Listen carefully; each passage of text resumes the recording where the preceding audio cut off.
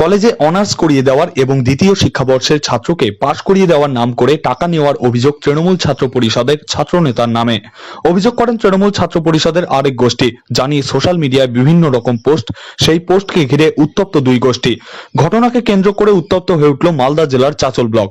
বুধবার রাতে রণক্ষেত্র চেহারা নেয় চাঁচল এলাকা। পুলিশের সামনেই চলতে থাকে দুই গোষ্ঠীর মারামারি। ঘটনায় আক্রান্ত দুই গোষ্ঠীর 8 জন ছাত্র নেতা। পরিস্থিতি স্বাভাবিক করতে পুলিশের লাঠিচার্জ। অবশেষে পুলিশের হস্তক্ষেপে ছত্রভঙ্গ হয় দুই গোষ্ঠীর কর্মী সমর্থকরা। মালদা থেকে গোলাম হাবিবের প্রতিবেদনে বিস্তারিত জানতে সঙ্গে থাকুন। ফিরে আসছে বিজ্ঞাপনের পর। এসআর ইউনিকম এখানে সহজ কিস্তিতে নামি দামি কোম্পানির মোবাইল সুলভ মূল্যে পাওয়া যায় এবং বিভিন্ন কোম্পানির fridge, mixer machine, AC, LED TV, home theatre ও বিভিন্ন ইলেকট্রনিক দ্রব্য সুলভ মূল্যে বিক্রয় করা হয়। ঠিকানা চিনিপুকুর রোড, কাশীপুর, দক্ষিণ চব্বিশ পরগনা। বিস্তারিত জানতে কল করুন 9153200300 নাম্বারে। আদর্শ মিষ্টান্ন ভান্ডার এখানে আধুনিক ডিজাইনের মিষ্টি অর্ডার অনুযায়ী সরবরাহ করা হয়। সোনপুর বাজার, কাশীপুর, দক্ষিণ চব্বিশ পরগনা। বিস্তারিত জানতে কল করুন 9735518261 নাম্বারে।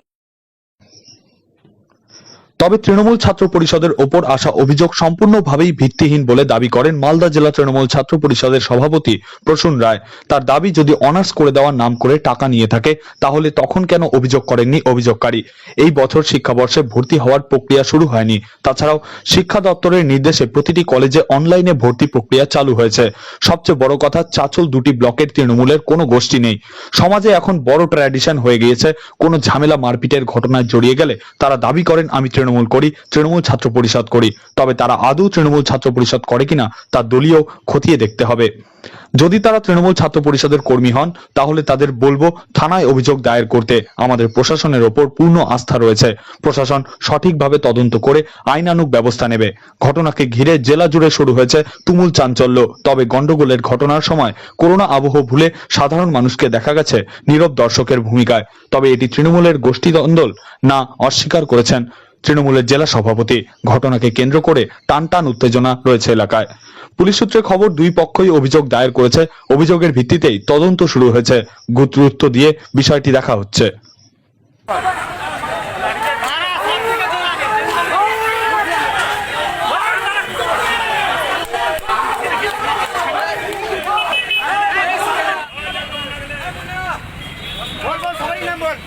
কি হয়েছে, কি নিয়ে গন্ডগোল আজকে তোমাদের?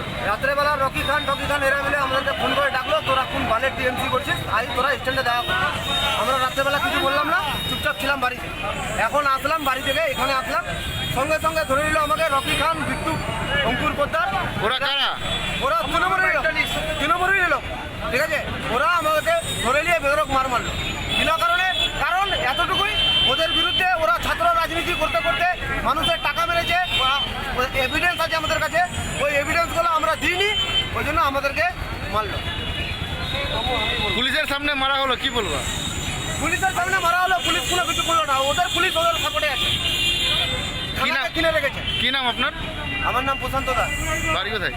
বাড়ি চাঁচল আড়ি। আমরা স্ট্যান্ডে এসে দেখছি টিএমসির মধ্যে গোষ্ঠীদ্বন্দ্ব। হ্যাঁ, আর টাকা নিয়ে ভর্তি নিয়ে শুনলাম যেটা যা মারামারি চলছে। তারপরে কারো কেউ আহত হয়েছে কি দেখে? হ্যাঁ, দুপক্ষই দেখলাম, দুপক্ষই আহত হয়, মাথা ফেটে গেছে। ডাংলাটিতে পুলিশ, ওটা আবার পুলিশের সামনেও হচ্ছে। পুলিশ দাঁড়ায় আছে, কিছু করছে না। আপনার পরিচয়টা একটু দেবেন। এখানটা স্থায়ী বাসিন্দা, তার চলে এসেছে। আজকে আমি জানি না বিষয়টা কি হয়েছে। আর আমি সারাদিন আজকে বাড়িতে ব্যস্তই ছিলাম। দুপুরবেলা একবার পার্টি অফিসে ছিলাম, তারপরে বাড়িতে স্নান খাওয়া করার জন্য যাই। এখন পার্টি অফিস এসে শুনছি নাকি দুই পক্ষ, দুই ছাত্রের লিডাররা তারা মারপিট করেছে। কিন্তু আমি একটা জিনিস বলতে চাইছি, ছাত্রদের বলবো যে ছাত্ররা এর আগেও মারপিট করেছে, এর আগেও মামলা হয়েছে। বারে বারে এইভাবে তারা মারপিট করে, ফেসবুক কমেন্ট থেকে শুরু করে এইভাবে মাঝে মাঝে এটা কিন্তু তারা করে। কিন্তু আমি এই বিষয়টাকে নিয়ে কিছু বুঝতে পারছি না। কারণ এরাও আমাদের দলের ছেলেরা, এরাও আমাদের দলের ছেলে, দুই পক্ষই তারা ছাত্র পরিষদ, তৃণমূল কংগ্রেসের ছাত্র পরিষদটা তারা করে, ভালোভাবেই করে। কিন্তু এই যে কমেন্ট, ফেসবুক, কেউ নাকি কোনো ছাত্রের টাকা নিয়ে নিয়েছে, কি নিয়ে নিয়েছে, সার্টিফিকেট নিয়েছে, সার্টিফিকেট দিচ্ছে না, এরকম একটা ব্যাপার আমাদের কাছেও এসেছে খবর। আমরা কিন্তু জানি না বিষয়টা কতটা সঠিক।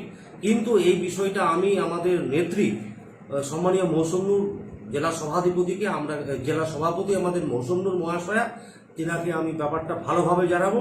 আর আরেকটা কথা বলবো, এদের কে মদত দিচ্ছে সেটাই আমরা দেখবো। এরা বাইরে থেকে কোনো লিডার এসে দিচ্ছে, এটা আমাদের কাছে খবর আছে। তারা তাদেরকে উস্কে দিয়ে এটা লড়িয়ে দেওয়ার চেষ্টা করছে, 401 নম্বর ব্লকে এটা বদনাম করার চেষ্টা করছে, সেটা কিন্তু আমরা হতে দিব না। এটা মৌসুম ম্যাডামকে আমরা কিন্তু অবশ্যই জানাবো। স্যার একটু আপনার পরিচয়টা দিবেন। আমি মোহাম্মদ সামিউল ইসলাম, মালদা জেলা পরিষদের সদস্য। বেশ কিছুদিন ধরে কিছুগুলো ছেলে মাদক অবস্থায়, নেশাগত অবস্থায় আমাদের ছাত্র ভাইদেরকে, প্রথম বর্ষের ছাত্র ভাইদেরকে ফোনে হুমকি থেকে শুরু করে মেরে ফেলার হুমকি অবধি দেয়। আমরা এর আগে ওদের নামে লিখিত অভিযোগ থানায় করেছি। পরে থেকে আমরা জানতে পারি ওরা আমাদের 12 নম্বর জেলা পরিষদ সামিউলদার সঙ্গে থাকে। আমরা এই ব্যাপারটা আমরা জেলায় তো জানিয়েছি। তার পরবর্তীতে আজকে আবার কিছুগুলো গুন্ডা নিয়ে ওরা আমাদের উপর হামলা করে এবং আমাদেরকে